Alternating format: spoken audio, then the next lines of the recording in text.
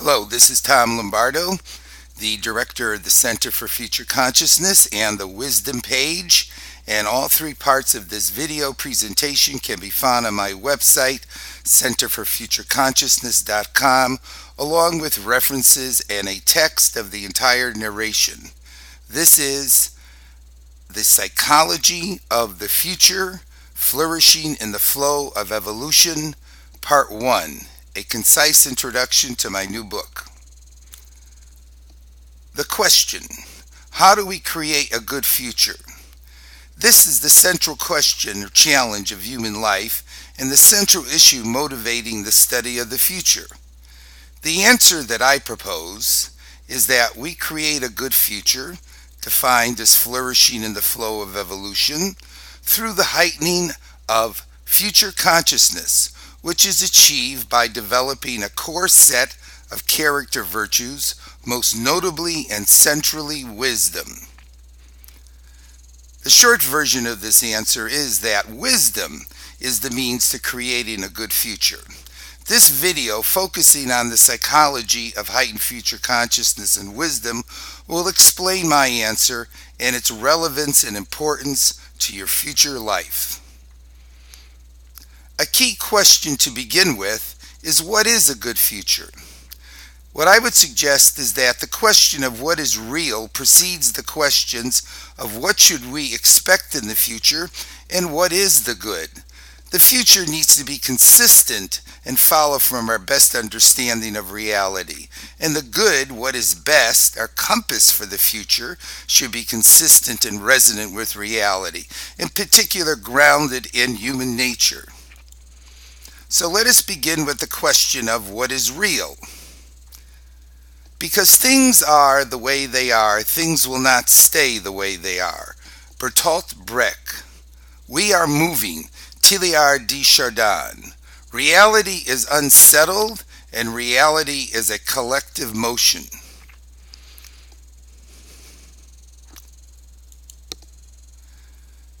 The ancients, in their quest for eternity and what was timeless, were looking for what was fundamentally real and what transcended time. Both the Egyptians as well as Plato, indeed most religious spiritual traditions, saw the eternal and the timeless as what was most real. Even beginning with modern science, Isaac Newton saw the universe as something stable and the laws governing the universe as stable. But as we move through the modern era, we find a steady accumulation of geological, biological, archaeological, and astronomical evidence of change. We discover deep transformational time, extending millions of years into the past. We see that we live in a dynamic and historical universe that involves both becoming and passing away, and order and chaos. Indeed, we find a future directionality to time within the universe, as revealed through thermodynamics and the law of increasing entropy. Through Darwin, we discover biological evolution, as well as through other individuals who contributed into the discovery of biological evolution. And indeed, we find geological and cosmic evolution. We see a hierarchy of evolutionary levels, as outlined in Eric Chasen's excellent Epic of Evolution, running from the simple to the complex. We find creativity and novelty in evolution across the universe. Most recently, we see that indeed evolution is accelerating and that evolution is evolving. That is, the means by which things evolve is changing or evolving itself. We are nothing else than evolution become conscious of itself. Julian Huxley. Human history in our contemporary times is a reflection of the dynamic nature of reality. We exist in an accelerating transformational rush.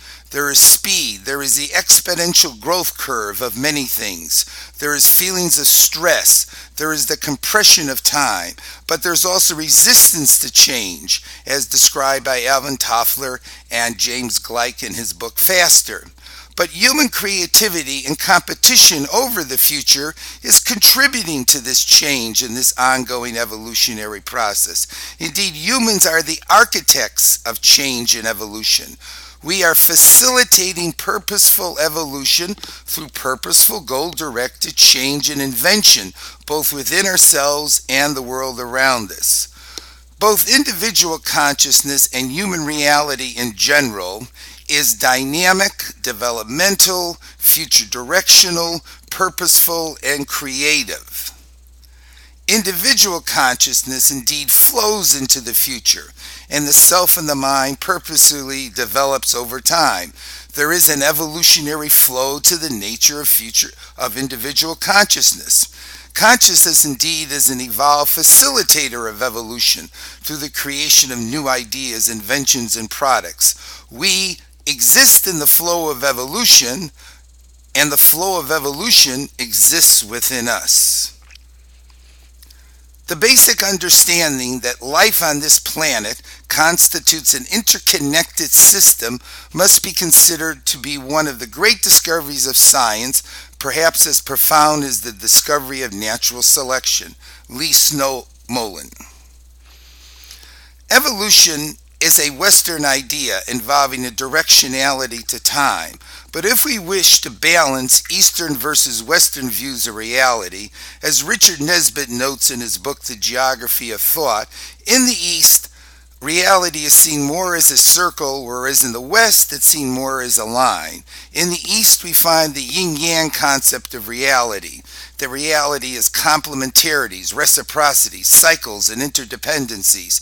We see a universe of interdependent pluralism. If we combine Eastern and Western notions of reality, we come up with the idea of reciprocal or interdependent evolution. Hence, if we are to understand the nature of reality and what to expect in the future, we should expect reciprocal evolution, with humans facilitating it. The good must be consistent with it as something that can be realized in a reality of interdependent or interactive evolution. We live in a dynamic and interactive reality. There's no getting around it. The question is, how do we best facilitate the process? That is the good future. What is the good? This is how the whole scheme of things works. All good things are difficult to achieve, and bad things are very easy to get. Confucius. Given the structure and possibilities of reality, what should we value and pursue? Historically, the good has usually been identified with what supports well-being. Sam Harris, in his recent book, The Moral Landscape, has argued that we can empirically or scientifically determine what is well-being and hence determine what is the good. Indeed, well-being is what is excellent or ideal within the human condition and human nature. If we look at history, both in the history of ethics and religion, as well as science, politics, psychology, we see a variety of notions of well-being which we can combine together into a holistic theory of well-being, involving such ideas as a balance of body and mind, a cosmic connection with the universe, inner and outer harmony, a development of the intellect as well as the heart, finding meaning in life, etc. Encompassing these qualities and bringing this holistic vision of well-being together, we find the idea of flourishing. Flourishing is a dynamic, growth-oriented concept of the good that is holistic. It's consistent with well-being in human psychology. In fact, it's derived from positive psychology. It's a living metaphor, and it's something that both occurs in ourselves and is something that we can facilitate in the overall flow of evolution around us. Based on the work of Martin Seligman and other positive psychologists, I would suggest that these are the fundamental criteria or qualities of flourishing, or indeed the good. That is, growth and accomplishment, purpose and direction and meaning in life, creativity and transcendence, positive emotionality, including love, happiness, wonder, and hope, cognitively expanding conscious and knowledge states through experience, learning, and thinking, growing toward enlightenment, health and vitality, both physical and psychological, being embedded within a flourishing environment, actively engaging and contributing to the world, flourishing spreads, and creating mutually beneficial social relationships with others, that is, creating positive evolving reciprocities. The next key idea to bring in under the concept of the good is virtue. Happiness is not the reward of virtue, but virtue itself. Spinoza. How do we realize flourishing? And the answer is going to be through virtues. Virtues are esteemed character traits and personal accomplishments based on the belief and purposeful aspiration and striving toward excellence within yourself. According to Aristotle, Spinoza, and Martin Seligman more recently, the exercise and pursuit of virtue leads to well-being, the good, happiness, success. This is an active agency theory of the good life and the good person, in that we create the good life and we create the good self. Indeed, the good future doesn't just happen, it is an accomplishment. Flourishing is an accomplishment because virtues are accomplishments, and hence they need to be exercised and developed in order to realize flourishing. Hence, as a general moral imperative, through virtue with purpose and effort, to flourish individually and contribute to the flourishing and evolution of humanity and nature of the cosmos as a whole. Humans are influential and purposeful agents in the ongoing creation of the good future. That is our moral imperative.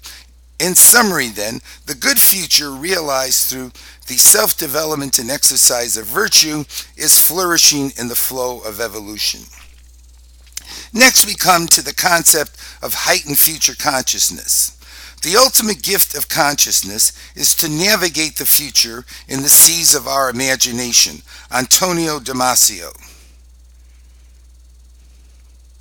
The primacy of future consciousness. Future consciousness is the total integrative set of psychological abilities, including anticipatory emotions, foresight, imagination, goal-setting, purpose, planning, and thinking, that humans use in anticipating, understanding, approaching, coping with, and creating and directing the future. And what I would suggest is that future consciousness has a primacy, a centrality within human consciousness. To begin with, consciousness directionally flows into the future. There is an experienced psychological arrow to time. Secondly, consciousness and behavior is purposeful, that is, toward the creation of a future. Third, future consciousness has been the critical factor in the rise of human civilization. Through foresight and purposeful creation, as I describe in the evolution of future consciousness, we have produced tools, partnerships, agriculture, economic trade, habitat cities, art, philosophy, myth, and war. All of this due to future consciousness. Future consciousness, indeed, is the central function of the self-conscious human mind. It is the guidance system and facilitator for the development of individual consciousness, that is, our own personal identities, our aspirations, and goals. It is the engine behind the evolution of evolution within the human mind. Flourishing, hence, is realized through heightened future consciousness, producing purposeful growth and evolution into the future. Now let's pull together flourishing, virtue, and future consciousness. The capacity for future consciousness can be significantly enhanced through the development of the virtues of heightened future consciousness. We all possess future consciousness, but clearly it can be more strongly developed in all of us. The character virtues of heightened future consciousness define excellence across the psychological dimensions of heightened future consciousness. These virtues are self-awareness and self-responsibility, which include honest self-reflection, self-control, and the realization and practice that you are the architect of yourself and your future. It is the opposite of helplessness and irresponsibility. Realistic idealism and the pursuit of excellence. Informed and thoughtful belief in and pursuit of excellence in life. It is the opposite of nihilism and relativism. Self-growth. The aspiration and realization of transformation, of personal direction, of improvement, of self-transcendence in life. The willingness to change. It is the opposite of stagnation. Love of learning, to value learning and knowledge, to be open, curious, to wonder and to question, to stay informed. It is the opposite of arrogance and closed-mindedness. The love of thinking, to enjoy using your own mind, to enjoy developing the skills of thinking. Expansive temporal consciousness, understanding the past and the possibilities, probabilities, and preferable directions of the future, and putting it together into a big picture of time, seeing how your life fits into the big picture of time. Cosmic consciousness. Understanding the big picture of everything, global and ecological awareness. It is the opposite of egocentrism and living in the here and now.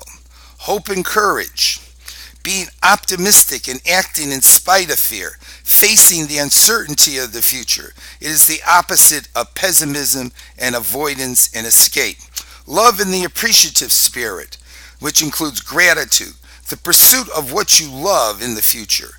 That is, the pursuit of what you love energizes future consciousness. Discipline, tenacity, and deep purpose. Commitment, effort, persistence in the face of adversity, long-term central purpose in life. Ethical pragmatism, identifying the good and engaging the world to realize it. The creative spirit. The future is an act of creation and we are all participating in it. The creative spirit is a skill as well as a personality disposition. Balance and temperance. Balancing and integrating the multiple virtues above, the opposite of being one-sided and extremist. Indeed, wisdom can be seen as a synthesis of all of the above virtues of heightened future consciousness, as an ongoing journey of self-development involving the ongoing development of all of these virtues. And that brings us to the end of part 1.